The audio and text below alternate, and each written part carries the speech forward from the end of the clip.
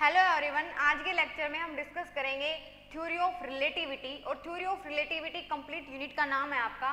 और आज के जो लेक्चर है आज का, उसमें हम कंप्लीट बेसिक करेंगे थ्योरी ऑफ रिलेटिविटी का। अब थ्योरी ऑफ रिलेटिविटी की रिक्वायरमेंट क्यों है, हम ये जो यूनिट है हम क्यों पढ़ रहे हैं, क्योंकि ये जो यूनिट है क्लासिकल मैकेनिक्स की यूनिट है और क्लासिकल मैकेनिक्स में हम पढ़ चुके हैं न्यूटन्स या न्यूटोनियन मैकेनिक्स या फिर न्यूटन्स लॉ बोल सकते हैं।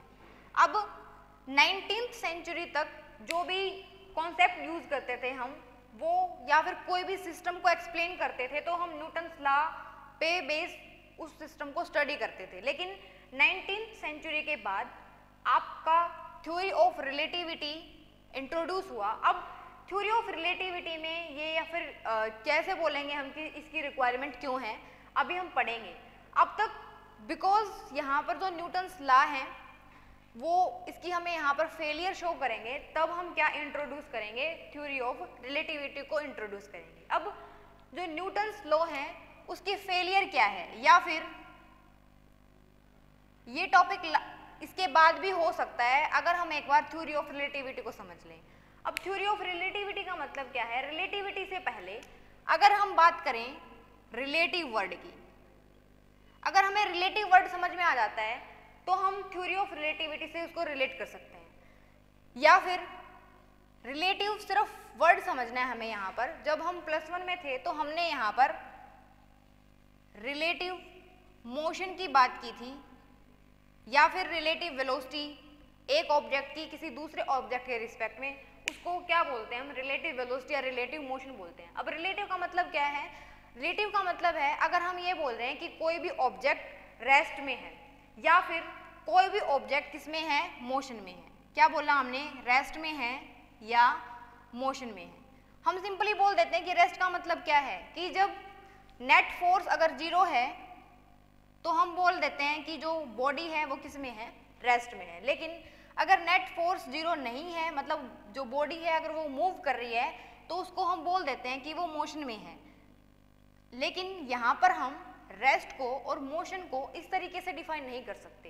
क्यों डिफाइन नहीं कर सकते, अगर हम बात कर रहे हैं रेस्ट की, रेस्ट में वो ऑब्जेक्ट हो सकता है, लेकिन यहाँ पर अगर कोई ऑब्जर्वर ए है, हो सकता है कि ए के रिस्पेक्ट में वो रेस्ट में है, लेकिन बी के रिस्पेक्ट में वो जरूरी नहीं है कि रेस्ट में हो।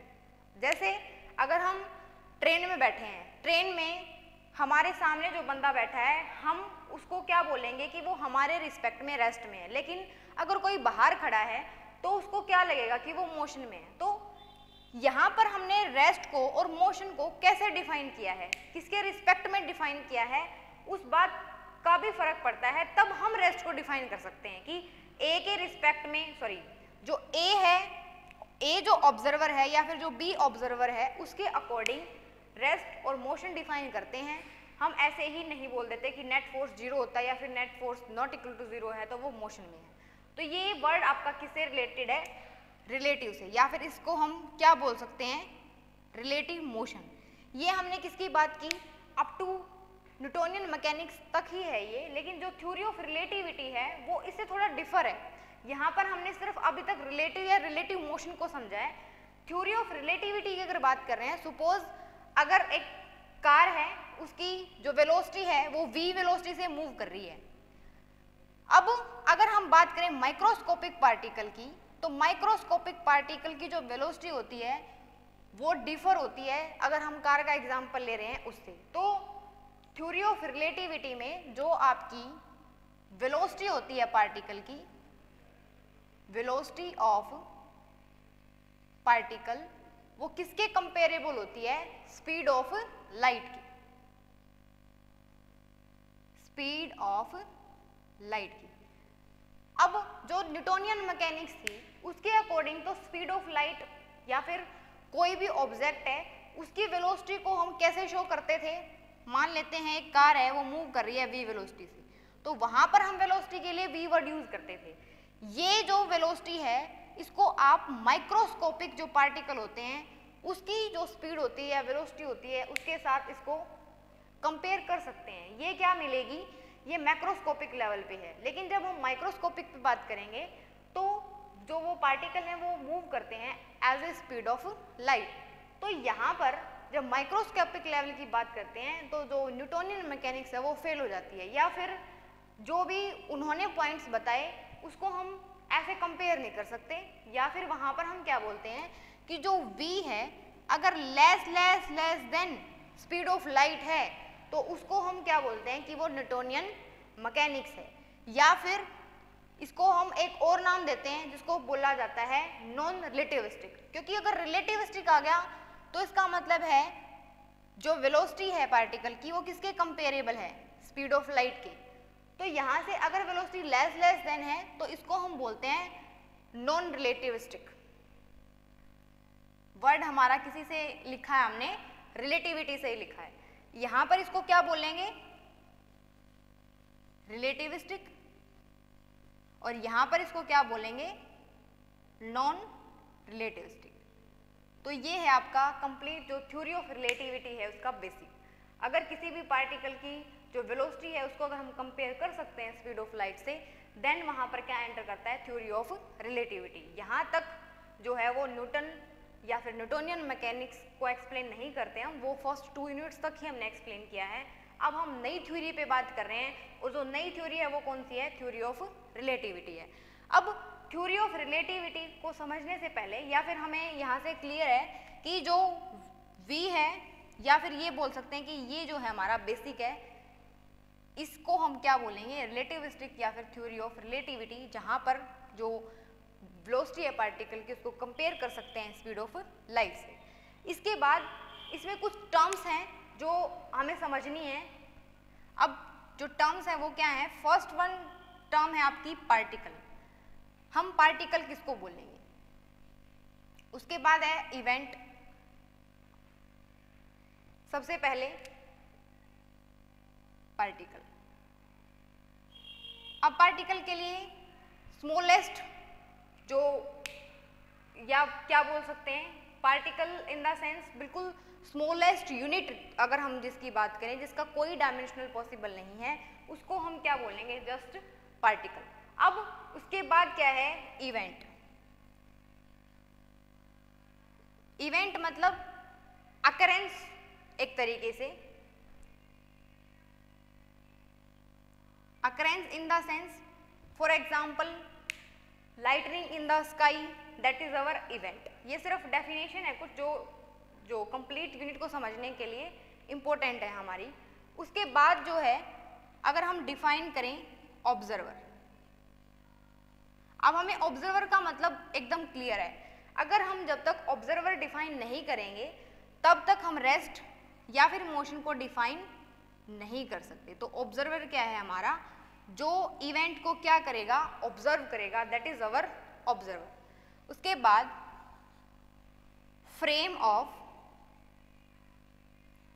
रेफरेंस। अब यहाँ पर जो ये वर्ड है frame of reference, it's very important. First 2 units में भी हम वैसे डिस्कस कर चुके हैं फ्रेम ऑफ रेफरेंस को।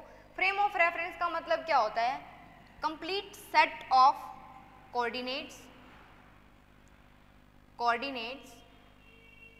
required to define the position of a particle। इसको हम कंप्लीट कैसे समझ सकते हैं, सपोज स्पेस में अगर कोई पार्टिकल है, अगर हमें उसकी पोजीशन को डिफाइन करना है तो हम कैसे डिफाइन करेंगे, हमारे पास क्या होना चाहिए, एक सेट ऑफ कोऑर्डिनेट होगा, तभी हम उसको एक्सप्लेन कर सकते हैं। और उस जो भी हम यहाँ पर बोल रहे हैं कि सेट ऑफ कोऑर्डिनेट, उस सेट ऑफ कोऑर्डिनेट को ही हम क्या बोलते हैं, फ्रेम ऑफ रेफरेंस। या फिर डायग्राम से अगर हम बनाएं तो ये x axis, y axis and this is z axis, जो तीनों एक्सिस हैं वो आपकी परपेंडिकुलर होनी चाहिए। अब ये क्या है, कंप्लीट सेट है हमारे पास, और कोऑर्डिनेट का सेट है। कोऑर्डिनेट मतलब ये इसकी एक्स एक्सिस है, वाई एक्सिस है, जेड एक्सिस है। अब इसकी रिक्वायरमेंट है हमें किसी भी पार्टिकल की पोजीशन बताने के लिए। सपोज यहाँ पर पार्टिकल प्रेजेंट है तो हम कैसे बताएंगे कि वो एक्स एक्सिस में कितना मूव किया, वाई एक्सिस में कितना मूव किया, या फिर उसकी पोजीशन को बताने के लिए जो ये सेट की रिक्वायरमेंट है उसको हम क्या बोलते हैं, फ्रेम ऑफ रेफरेंस बोलते हैं। इसके बाद की डेफिनेशन क्या है आपकी, ये जो डेफिनेशन है यहाँ पर सिर्फ डिफाइन करेंगे, लेकिन ये अलग से भी टॉपिक आएगा, इनिशियल फ्रेम ऑफ रेफरेंस और non inertial frame of reference.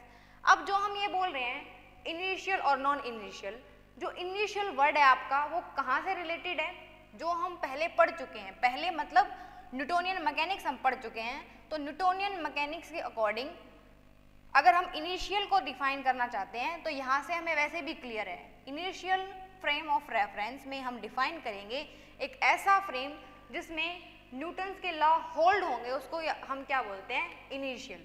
या फिर इसको हम एक और नाम देते हैं, initial frame of reference, sorry in short हमने लिखा है। अब हमने बोला कि जिस भी फ्रेम ऑफ रेफरेंस में, मतलब एक ऐसा फ्रेम ऑफ रेफरेंस हम कंसीडर करेंगे जिसमें आपके जो न्यूटन्स लॉ हैं, न्यूटन्स लॉ वो क्या करेंगे, होल्ड करेंगे। अब यहाँ पर हमें कंप्लीट डिफाइन करने की रिक्वायरमेंट नहीं है, हमें सिर्फ समझ में आना चाहिए कि डेफिनेशन का कॉन्सेप्ट क्या है या फिर वो हमें क्या बता रही है।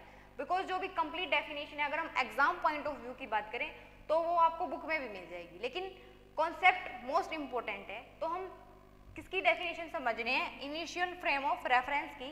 यहाँ पर हमने बोला कि एक ऐसा फ्रेम ऑफ रेफरेंस या ऐसा सेट ऑफ कोऑर्डिनेट्स जिसमें न्यूटन्स लॉ होल्ड होंगे, उसको हम क्या बोल देंगे, इनिशियल।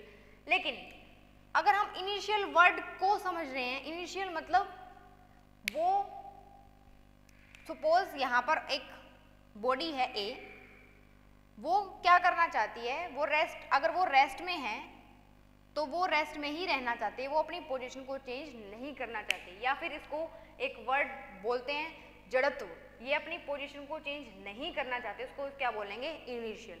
अगर इस टाइप की मोशन है या फिर इस टाइप की स्टडी है तो वो क्या है, उस फ्रेम ऑफ रेफरेंस को हम ये बोलेंगे वो अनएक्सेलरेटेड फ्रेम ऑफ रेफरेंस। तो इनिशियल फ्रेम ऑफ रेफरेंस को हम अनएक्सेलरेटेड फ्रेम ऑफ रेफरेंस भी बोलते हैं।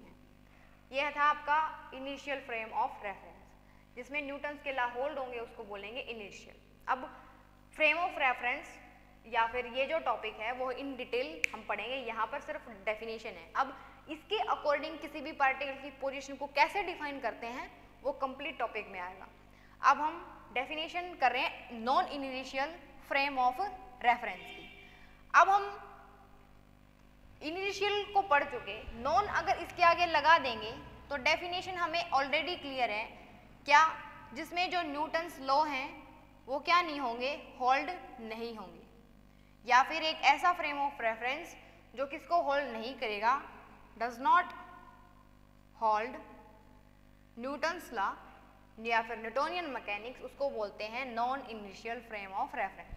अब ये जो फ्रेम ऑफ रेफरेंस पढ़ेंगे ये मूव भी करेगी। मूव कैसे, इस तरीके से, सपोज यहाँ पर हमने एक फ्रेम ऑफ रेफरेंस बनाया है, ये एक्स है, ये वाई है, ये जेड है।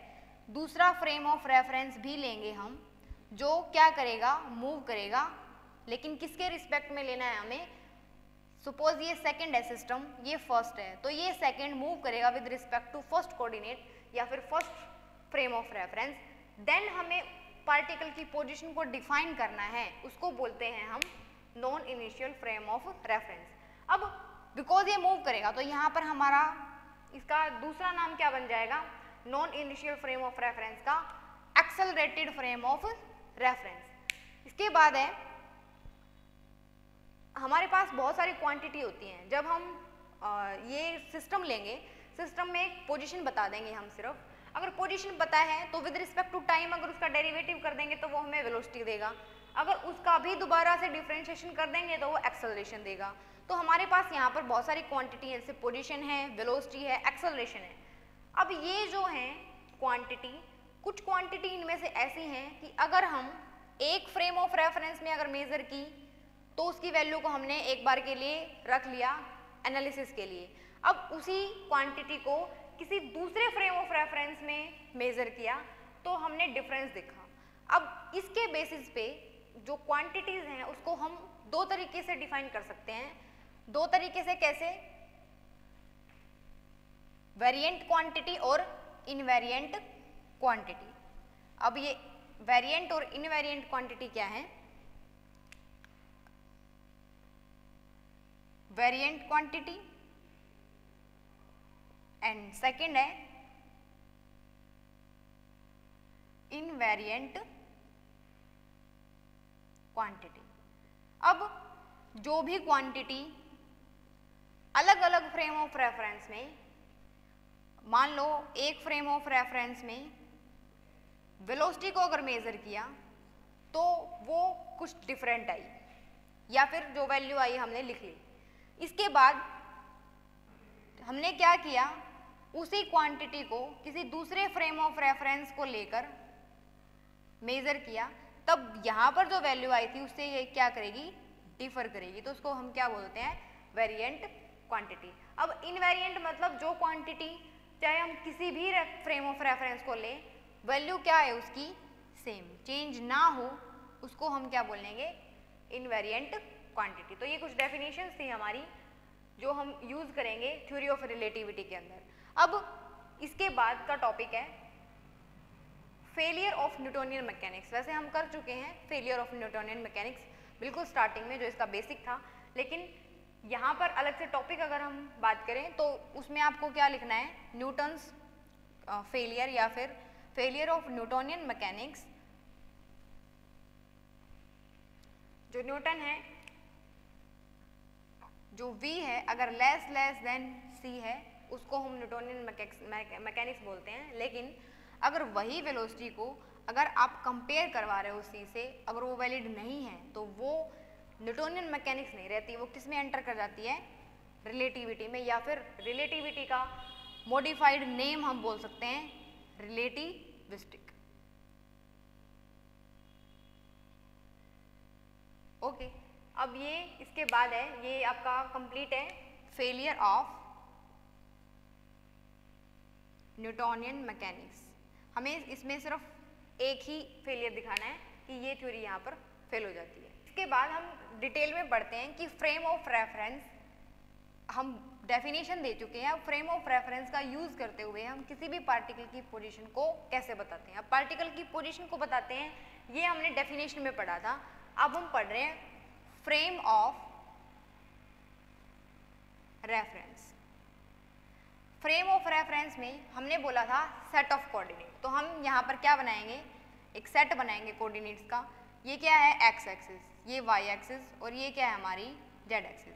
अब सपोज कि जो P है या पार्टिकल है वो आपका यहाँ पर प्रेजेंट है, तो इस P या फिर जो पार्टिकल है इसकी एक्सिस को कैसे डिफाइन करेंगे हम, एक्स, वाई और जेड। अब या फिर इसको कैसे बोलेंगे कि एक्स एक्सिस में वो कितना है, वाई में कितना है और जेड में कितना है, देन हम उसकी पोजीशन को डिफाइन कर सकते हैं। और वो जो पोजीशन है वो ऑलवेज कहाँ से डिफाइन करनी है, ओरिजिन से डिफाइन करनी है। पहले हम इसको ओरिजिन से क्या करेंगे, मिलाएंगे P को, देन हम उसकी पोजीशन को डिफाइन करेंगे और इस वैल्यू को मान लेते हैं हम कि ये R है। ऑलवेज जो मेजरमेंट है या फिर जो पार्टिकल की पोजीशन बता रहे हैं वो हम ओरिजिन से स्टार्ट करेंगे जब हम मेजरमेंट करेंगे। ये हमारा की पॉइंट है कि ऑलवेज स्टार्ट फ्रॉम ओरिजिन। अब इसी के अंदर फ्रेम ऑफ रेफरेंस में ही जब हम पार्टिकल की जो भी पोजीशन अगर बता रहे हैं तो फर्स्ट कंडीशन क्या है कि एक्स एक्सिस, वाई एक्सिस और जेड एक्सिस जो कोऑर्डिनेट सिस्टम लिया है वो ऑलवेज म्यूचुअली परपेंडिकुलर होना चाहिए।